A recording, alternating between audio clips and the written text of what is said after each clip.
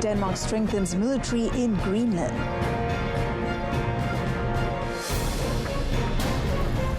Syria announces ceasefire with Kurdish forces.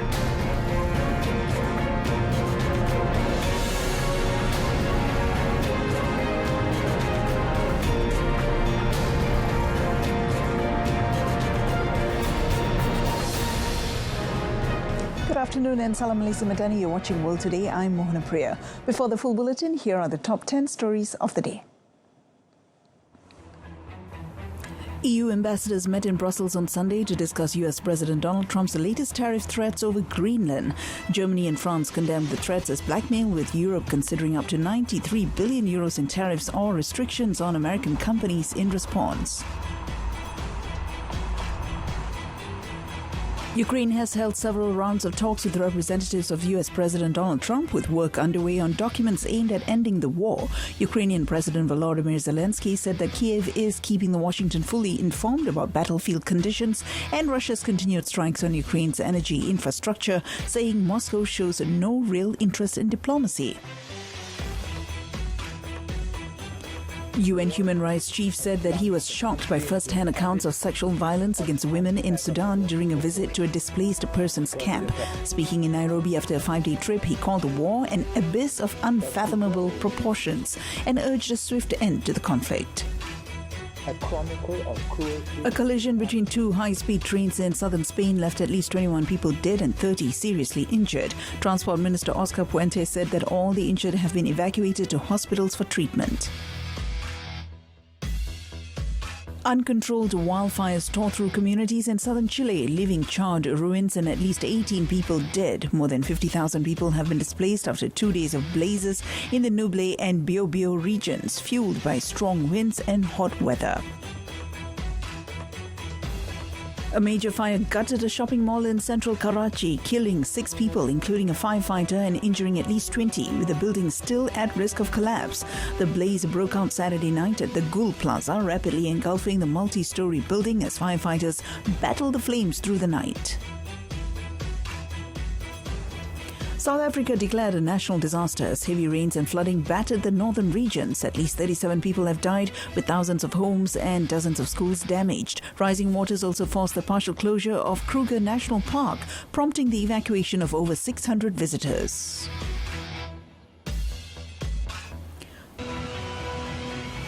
Al Hilal came from behind to beat Neom SC 2-1 in Riyadh. Neom opened the scoring when Mohamed Al Buraik headed in a cross from side Berna Rama. Ruben Neves converted a penalty to give Al Hilal the win after Hassan Tambakti had equalised early in the second half. Hungary's Lake Balaton froze deep enough for free skating on Sunday, delighting skaters after days of sub-zero temperatures thickened the ice near the southern shore. Authorities said ice measured 12 to 15 centimeters above safety levels, marking the lake's first major freeze in a decade. And that's a quick snapshot of today's biggest news from around the world. Up next, the complete World Today Bulletin, bringing you the details that matter.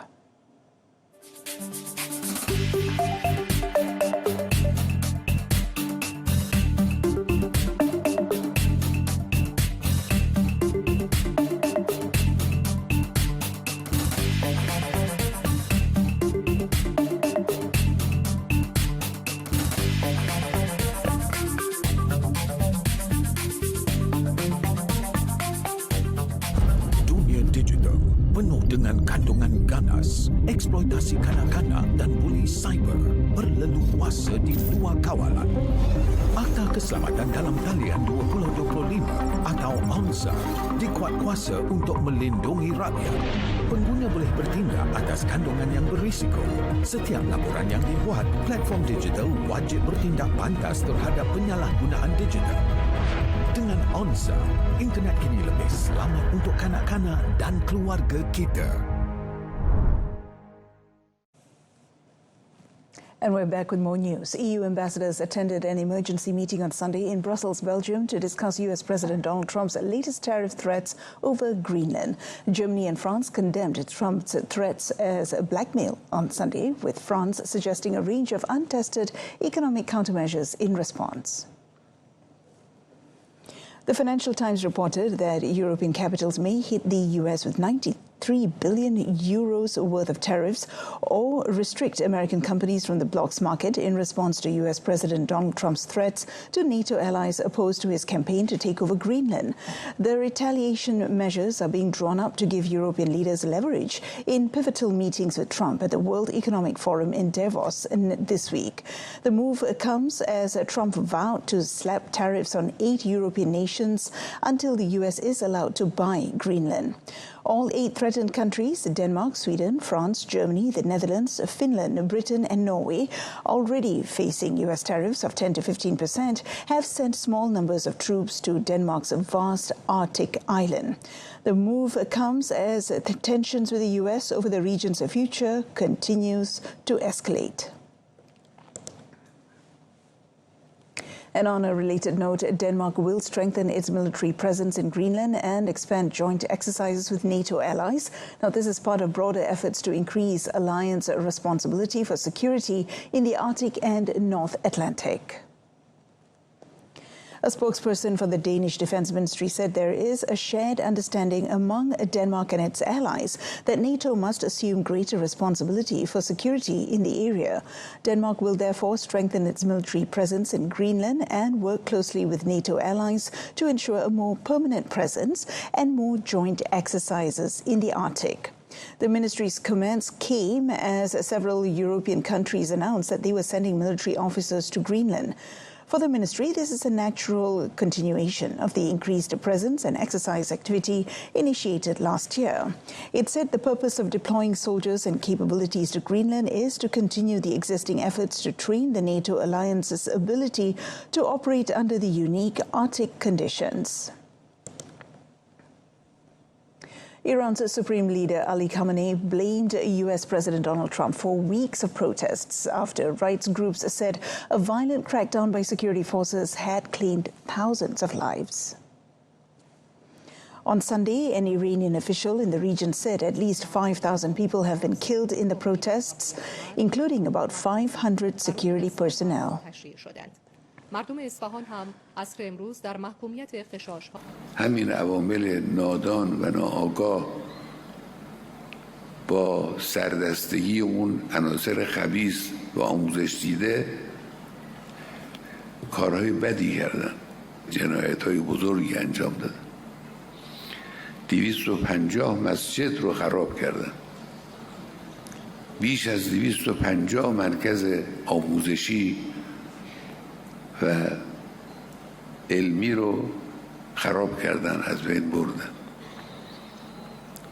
به صنعت برق ضربه زدن، به بانک ها ضربه زدن، به مجموعه های درمانی ضربه زدن، به فروشگاه های شامل ارزاق مردم ضربه زدن، به مردم آسیب زدن. چند هزار نفر رو اینها به قتل رسوندن.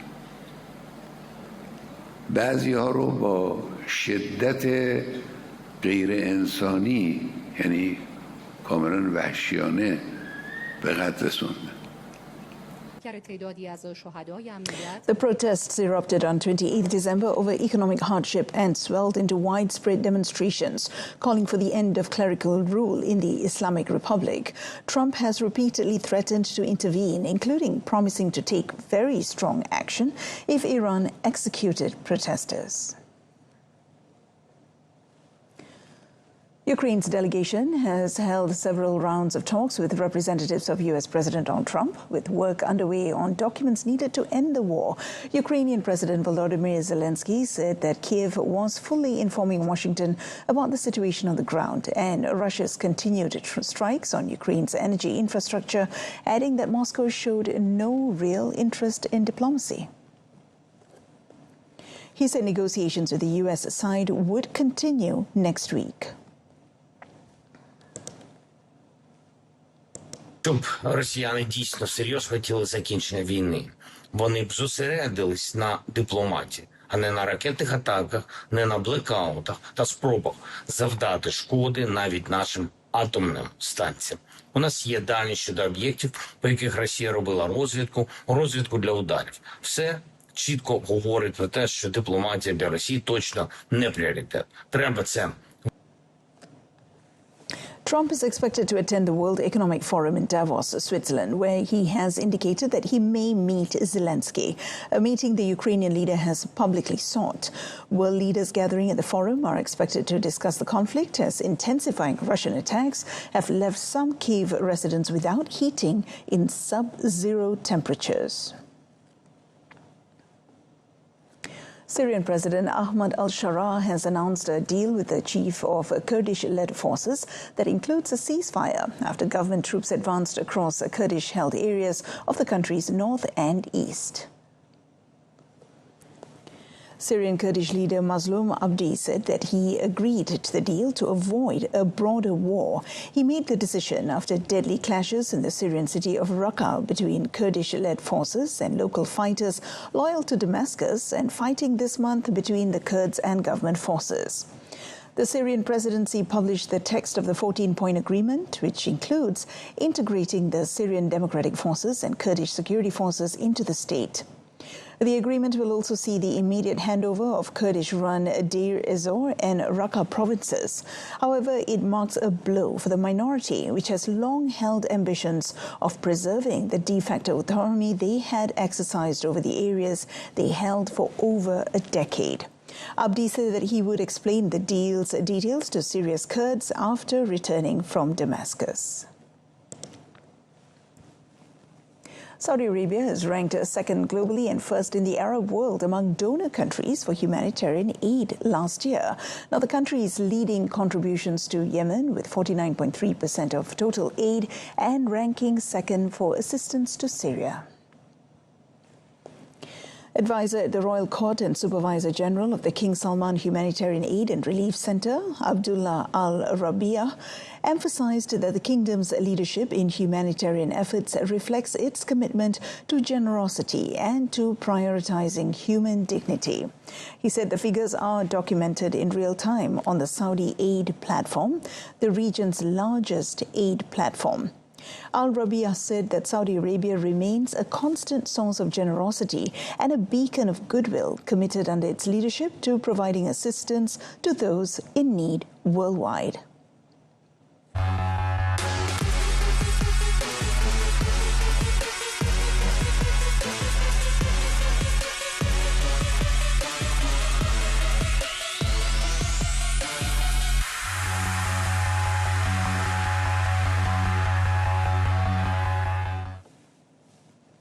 Welcome back. The Pentagon has ordered 1,500 U.S. soldiers to prepare for a possible deployment to a state roiled by unrest over an immigration crackdown.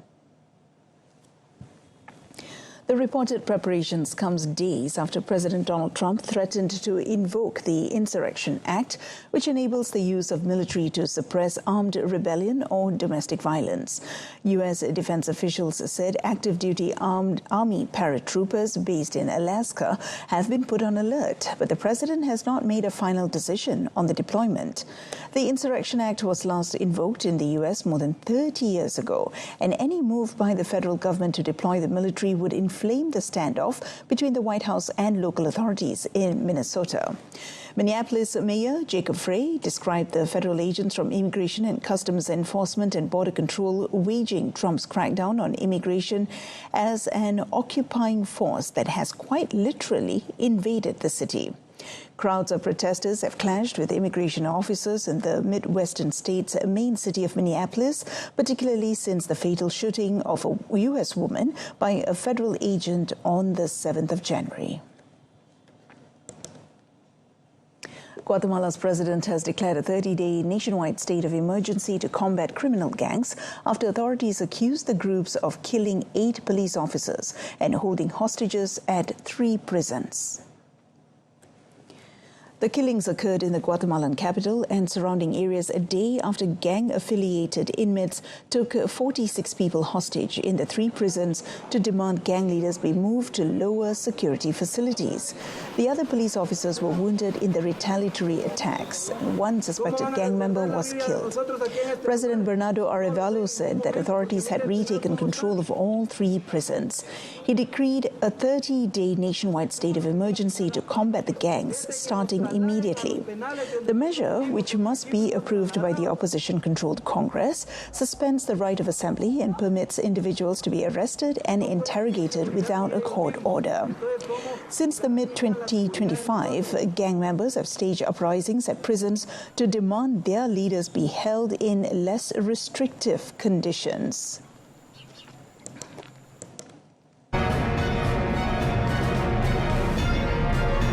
Coming up next, a train collision in Spain kills 21, injures dozens.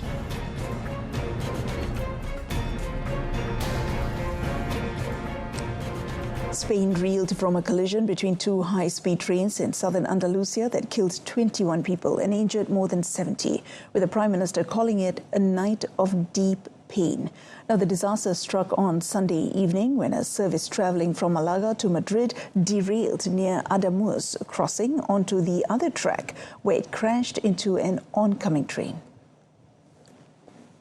Transport Minister Oscar Puente told reporters that 30 people were rushed to hospital in serious condition, adding that all the injured had been evacuated to receive care. The disaster occurred on a straight section of the track that had been fully renovated, with officials noting that the first train to derail was practically new, making the accident extremely strange. Rail operators said around 300 people were on board its Malaga-Madrid service.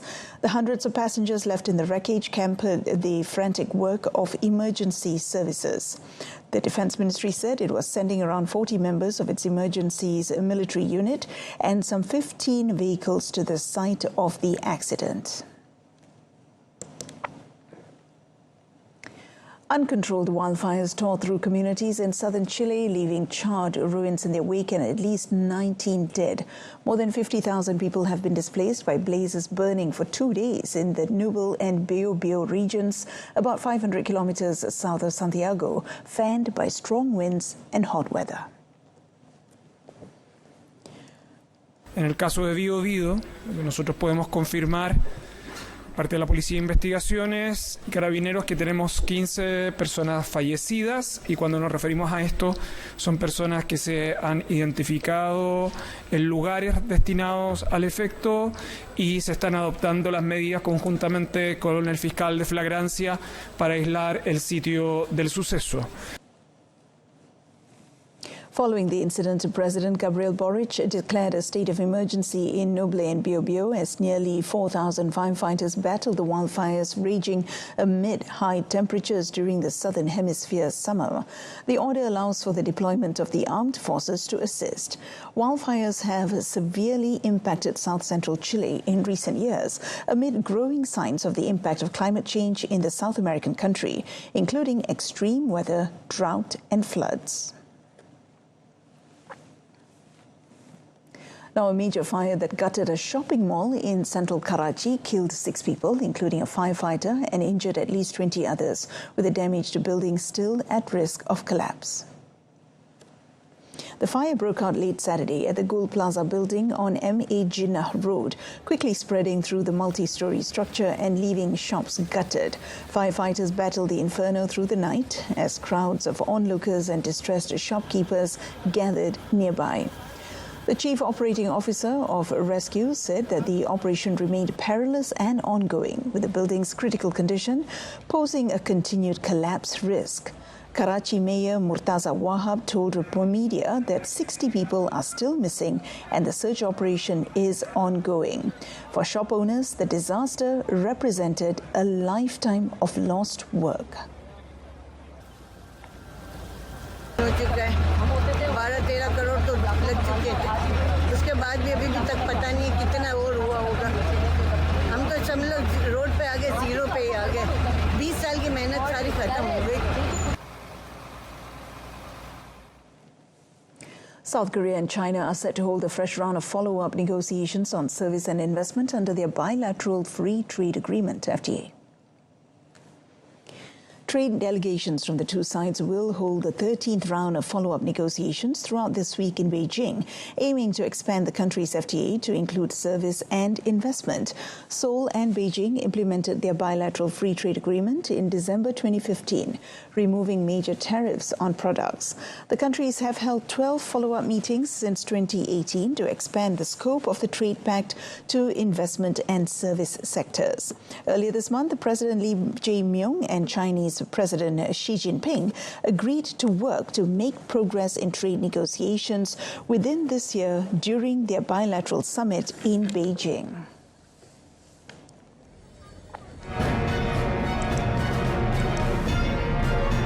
Coming up in sports, Senegal stun hosts Morocco to win AFCON title. Stay tuned.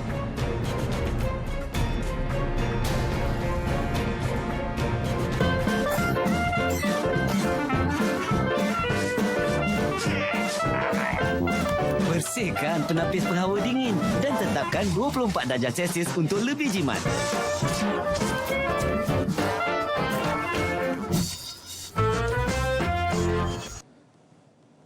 Welcome back. Taiwan's Lin Chunyi won the India Open Badminton men's singles title after playing in conditions that included bird droppings on court and a monkey in the stands, which drew criticism.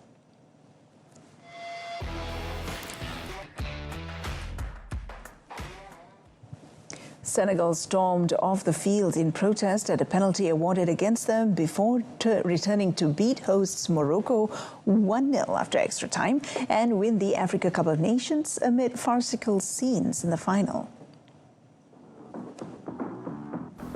Midfielder Pape Gueye netted the winner after Morocco's star player Ibrahim Diaz had squandered the chance to win it for the home side by fluffing the last gasp penalty in normal time following a 14-minute delay.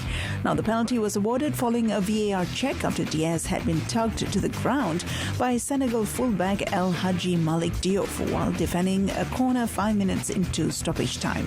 Senegal coach Pape Bona Thiaw ordered his players off, and it was talisman Sadio Mane who persuaded them to return. Once the players returned to the field, Diaz inexplicably tried a Panenka-style chip, and his weak penalty sailed tamely into the arms of Senegal goalkeeper Edouard Mendy. In the 94th minute, Pape Gueye held off a Moroccan captain Ashraf Hakimi as he advanced towards the box before beating goalkeeper Yassine Bono with a superb strike into the top corner, leaving the hosts distraught. Senegal, who have won twice in the last 3 editions, handed top-ranked Morocco their first defeat in 27 internationals. Elsewhere, Al Hilal came from behind to beat Neo Messi 2-1 in Riyadh, with Ruben Neves scoring from the spot to put the visitors over the top. The home side were first on the board when left winger Said Ben Rama put up a cross that Mohamed Al Buraik finished off with a nice header for the only goal of the first half. Just over 3 minutes into the start of the second half, Ruben Neves took a corner and found Hassan Tambakti, who scored the equaliser. Al Hilal had the chance to secure the lead, but an effort by Theo Hernandez went off the woodwork. Locked in at 1-1, Tambakti was fouled by Faris Abdi and Al Hilal were awarded a penalty. Neves fired into the right-hand side of the net to snatch the 2-1 lead and salvage the 3 points for Al Hilal. With 12 straight league wins, Al Hilal sit comfortably at the top of the Saudi Pro League table with 41 points from 15 matches. They are 7 points ahead of Al Nasser, Al Ta'awun and Al Ahli, who are all on 34 points. Thomas Frank is in danger of being sacked after his future as Tottenham manager was reportedly discussed by the club's hierarchy. Tottenham fans called for Frank to be axed during Saturday's dismal 2-1 home defeat against struggling West Ham. It was Tottenham's third defeat in a row and 8th loss in 14 matches, leaving Frank on the brink of being dismissed just 7 months after arriving from Brentford. Tottenham captain Cristiano Romero admitted his team are in a disaster moment, and reports said the North London team's power brokers have met to debate Frank's fate. Only half a season after being hired from Brentford with a reputation as one of the most talented managers in the Premier League, Frank is anxiously awaiting a verdict on whether he will avoid the sack.